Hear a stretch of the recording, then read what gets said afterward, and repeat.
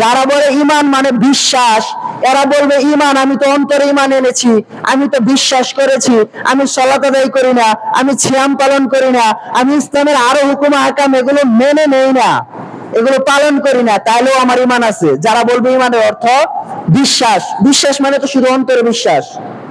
আর যখন আপনি বলবেন আল ঈমান হুয়া ইকরার বিল লিসান ওয়া তাসদীক বিল জিনান ওয়া আমাল বিল আরকান, ইমানের যখন সংজ্ঞায় তিনটা জিনিস আপনার চলে আসবে, তখন শুধু অন্তরে বিশ্বাস করলে ইমান থাকবে না। সম্মানিত উপস্থিতি, ইমান তাসদীক বিল জিনান অন্তরে বিশ্বাস, ইকরার বিল লিসান মুখে স্বীকৃতি প্রদান করতে হবে।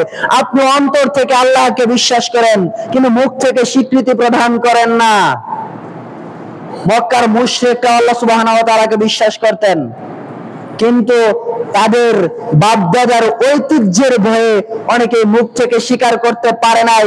এজন্য কি তারা ঈমানদার হয়েছিল? নো। আপনি অন্তরে বিশ্বাস করেন, মুখে স্বীকৃতি প্রদান করতে পারেন না, আপনিও কাফের। অতএব শুধু অন্তরে বিশ্বাসের নাম ঈমান নয়। আল ঈমান ওয়া তাসদীক বিল জিনান, অন্তরে বিশ্বাস করতে হবে 100তে 100। যদি 99 ভাগ আপনি বিশ্বাস করেন, 1 ভাগ সন্দেহ থাকে, তাহলে আপনি ঈমানদার না। 2, ইকরার বিল লিসান, মুখে স্বীকৃতি প্রদান করতে হবে। আপনি অন্তরে বিশ্বাস করলেন, আর হচ্ছে আপনি সামাজিক নেতৃত্ব হারানোর ভয়ে, চাকরি হারানোর ভয়ে বা যে কোনো কারণে আপনি মুখ থেকে পরিপূর্ণভাবে স্বীকৃতি প্রদান করতে পারলেন না, তাহলে আপনিও মুমিন না। সম্মানিত উপস্থিতি, আমি অন্তরে বিশ্বাস করলাম আল্লাহ সুবহানাহু ওয়া তাআলাকে, ইসলামের প্রতিটি বিধিবিধানকে 100তে 100, আমি মুখেও স্বীকৃতি প্রদান করলাম 100তে 100। এবার আমার 3 নাম্বার যেটি, সেটি হচ্ছে আমাল বিল আরকান, আমাকে আমলের মাধ্যমে বাস্তবায়ন করতে হবে। যদি আমার আমল কিছুই না থাকে, তাহলে আপনিও মুমিন না। সম্মানিত উপস্থিতি, আপনার আমল যদি কিছুই না থাকে, তার মানে আপনি ওই অন্তরে বিশ্বাস করেছেন আর মুখ থেকে স্বীকৃতি প্রদান করলেন আপনি 100তে 100 ঈমানদার, কিন্তু আপনার আমল নাই, তার মানে আপনার ভিতরে মুনাফিকি রয়েছে। কারণ আপনি আসলে অন্তরে বিশ্বাস করেন নাই, মুখ থেকে এমনিতেই বলেছেন। তবে আমলের ক্ষেত্রে যেটা, সেটা হচ্ছে আমল কারো হয়তো আমাদের আমলের ক্ষেত্রে যদি 100 ভাগ নেওয়া হয়, তখন আমরা কেউ মুমিন হতে পারবো না। আমলের ক্ষেত্রে এখানে কিছু কম্প্রোমাইজ করা যাবে, সেটা হচ্ছে আপনার আমল হতে পারে 99%, আপনার আমল হতে পারে 80%, আপনার আমল হতে পারে 10%, 20%, তবে কিছু না কিছু আমল থাকতে হবে। যার আমল যত বেশি হবে, সে জান্নাতে তত উঁচু মর্যাদা পাবে। যার আমল যত কম হবে, সে জান্নাতে তত মর্যাদা কম পাবে। যার পাপ যত বেশি হবে, সে জাহান্নামে তত বেশি আযাবে থাকবে। যার পাপ যত কম থাকবে, সে জাহান্নামে তত কম আযাবে থাকবে।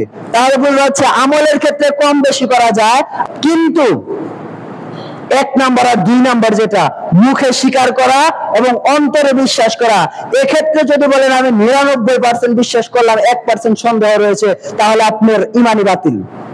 তাহলে বোঝা যাচ্ছে আমলের ক্ষেত্রে কিছুটা কম্প্রোমাইজ করা যাবে, কিন্তু ঈমান মানে হচ্ছে আপনার বিশ্বাস এবং স্বীকৃতি প্রদান, এই দুইটার ক্ষেত্রে বিন্দু মাত্র কম্প্রোমাইজ করা যাবে না। আর এই ঈমান হচ্ছে আপনার যত বেশি নেক কাজ করবেন, ভালো আমল করবেন, আমলে সলেহ করবেন, আপনার ঈমান তত বৃদ্ধি পাবে। আর যত বেশি পাপ কাজ করবেন, গুনাহের কাজ করবেন, আপনার ঈমান আস্তে আস্তে হ্রাস পাবে।